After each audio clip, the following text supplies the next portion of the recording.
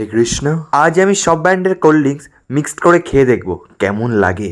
বলেন কি? তাই আমি প্রথমেই বেরিয়ে পড়লাম কোল্ড ড্রিঙ্কস কেনার উদ্দেশ্যে আমার বুলেটটাকে নিয়ে। চলে এলাম মিষ্টির দোকানে। দোকানে যত রকমের কোল্ড ড্রিঙ্কস ছিল সব নিয়ে নিলাম। কোল্ড ড্রিঙ্কস কেনা হয়ে গেলে বাড়ির উদ্দেশ্যে আমার বুলেটটাকে নিয়ে বেরিয়ে পড়লাম। এবার চলে এলাম আমি বাড়ি, আর সাথে নিয়ে নিলাম দুটো গ্লাস। চলো এবার সব একসাথে মিক্সড করা যাক। তাই প্রথমে ঢেলে নিলাম স্প্রাইট, আর দ্বিতীয়বার মিক্সড করছি আরসি। কালার চেঞ্জ হয়নি কারণ দুটোর কালারই সাদা। আর তৃতীয়বার নিয়ে নিলাম 7 আপ, কালারটা কেমন চেঞ্জ হয়ে গেল। চতুর্থবার নিয়ে নিলাম ফুটি, তো চেঞ্জ করে দিল কালার। আর পঞ্চমবার নিয়ে নিলাম স্ট্রিং। এরপর দেখে মনে হচ্ছে কাশির সিরাপ। মিক্সড কোল্ড ড্রিঙ্কস কিন্তু তৈরি হয়ে গিয়েছে।